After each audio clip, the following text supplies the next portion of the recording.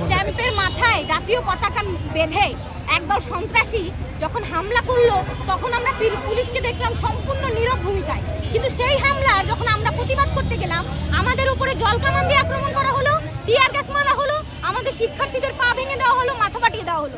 তাহলে এর দ্বারা বোঝা কি যায় শেখ হাসিনা আমলেও সরকারের রাষ্ট্রের যে চরিত্র ছিল সেই চরিত্রের এক চুলো বদলায়নি। এখনো যৌক্তিক দাবিতে তারা টিয়ার গ্যাস মারে, যৌক্তিক দাবিতে তারা জলকামান নিয়ে আক্রমণ করে। কিন্তু যারা সত্যিকারের উগ্রবাদী, যারা সত্যিকারের দেশকে অস্থিতিশীল করতে চায়, যারা স্ট্যাম্পের মাথায় জাতীয় পতাকা বেঁধে জাতীয় পতাকার অবমাননা করে সেই স্ট্যাম্প দিয়ে শিক্ষার্থীদের মাথায় আক্রমণ করবে এবং সেই শিক্ষার্থীদের মাথায় 12টা সেলাই পড়ে, তাদের বিরুদ্ধে এই সরকার নীরব ভূমিকা পালন করে। কিন্তু যখন রাস্তায় সাধারণ মানুষ সেই হামলার প্রতিবাদ জানিয়ে লড়াই করতে নামে, কথা বলতে নামে, বিচারের দাবিতে, গ্রেফতার করার দাবির কথা বলে, তখন কিন্তু এই পুলিশের আর কোনো বিপরীত ভূমিকায় আমরা নিতে দেখি। আপনারা জানেন যে আদিবাসীরা কি আমাদের দেশের মানুষ না? তারা কি ক্ষুদ্র নিগোষ্ঠী না আদিবাসী? এই প্রশ্নটা কি একটা গণতান্ত্রিক দেশে ভ্যালিড হতে পারে? তারা তো মানুষ। তাহলে তারা যদি তাদের যৌক্তিক দাবি নিয়ে আসে, সেটা নিয়ে যদি কোনো বিতর্ক থাকে, সেটা নিয়ে আলাপ করার সুযোগ আছে। তারা তাদের কর্মসূচি দিয়েছে, সেই কর্মসূচি পালনে তাদের পূর্ণ স্বাধীনতা এদেশে আছে। সভা সমাবেশ করা আমার সাংবিধানিক অধিকার। তাহলে সেই অধিকার নিয়ে যখন ওরা রাস্তায় নামে তখন আমরা দেখি যে স্ট্যাম্প নিয়ে তাদের উপর আক্রমণ করা হয়। আমরা বলছি ইনক্লুসিভ দেশের কথা, তাহলে ইনক্লুসিভ দেশে সবাই কেন সবার মতটা প্রকাশ করতে পারছে না? এখনো কেন সেই একই অবস্থা, সেই শেখ হাসিনা আমলের অবস্থা এখনো বিদ্যমান আছে?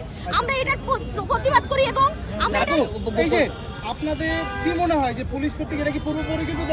আচ্ছা, যদি আপনারা আজকে যে এই বিক্ষোভ সমাবেশটা করছিলেন, আপনাদের আগে আলোচনা করা উচিত ছিল না? স্বরাষ্ট্র মন্ত্রণালয় থেকে কিছু সময় নেওয়া উচিত ছিল না? আপনারা তো একদিনের মাথায় এটা গিয়েছেন, এই জন্য কি সরিয়ে দিয়েছে? আচ্ছা, আপনারা একটা কথা বলুন, রাষ্ট্র কি এতই অপারগ? রাষ্ট্রের কি কোনো দায়িত্বশীল জায়গা নাই? স্বরাষ্ট্র মন্ত্রণালয় কালকে দুপুর বেলা 12টা নাগাদ এই ঘটনা ঘটেছে। তারা সারা দিন সময় পেয়েছে, কালকে সারা রাত সময় পেয়েছে, ইভেন তো আজকে সকালের যে প্রথম ঘন্টা, সেই ঘন্টা পর্যন্ত তারা সময় পেয়েছে। এখনো পর্যন্ত কি আমরা রাষ্ট্র কর্তৃক এর কোনো প্রতিবাদ, এর দৃষ্টান্তমূলক শাস্তির কোনো আয়োজন দেখেছি? তারা দুইজনকে গ্রেফতার করেছে, কিন্তু এই গ্রেফতার খেলা কিন্তু আমরা দেখতে চাই না। কোনো রিকোয়েস্ট করা হয় না। আমরা গিয়ে ব্যারিকেড যখন ভাঙতে শুরু করেছি, আমাদের মিছিল তখন আসছে কোনো ধরনের কোনো পূর্ব উস্কানি ছাড়া, পূর্ব আলোচনা ছাড়া তারা আমাদের উপরে জলকামান নিক্ষেপ করেছে। আমরা দেখেছি কোনো ধরনের আলোচনার আহ্বান আমাদের তো করাই হয়নি। উল্টো আমাদের সাথে অতর্কিতভাবেই কিন্তু তারা জলকামান নিক্ষেপ করেছে, টিয়ার গ্যাস বেড়েছে, লাঠি চার্জ করতে শুরু করেছে। ফলে এটা যদি তারা কোনোভাবে বলতে চায় এটা হচ্ছে রাষ্ট্রের সাথে প্রতারণা। এই শিক্ষার্থীরা যারা এখানে ছিল তারা তো জানে যে তারা কি করেছে। কোনো ধরনের পূর্ব উস্কানি ছাড়া, কোনো আলোচনা ছাড়া আমরা কোনো ধরনের উস্কানিও তাদের দেইনি। সাধারণভাবে তারা ব্যারিকেড দিয়েছে, আমরা ব্যারিকেড ভাঙার চেষ্টা করেছি, যে চেষ্টা সাধারণত যে কোনো বিক্ষোভ মিছিলে করা হয়। তাহলে তারা কিভাবে এরকম টিয়ার গ্যাস? বোঝাই যাচ্ছে যে তারা জলকামান নিয়ে প্রস্তুত ছিল। আমরা আসা মাত্রই তারা আমাদের উপর নিক্ষেপ করবে, এটা তাদের পূর্ব পরিকল্পনা ছিল। তাহলে রাষ্ট্রের এরূপ যে ভূমিকা, এই ভূমিকার আমরা তীব্র নিন্দা জানাই। এবং যারা কালকে উগ্রবাদী সংগঠন ছিল তাদের তো বিচার চাই।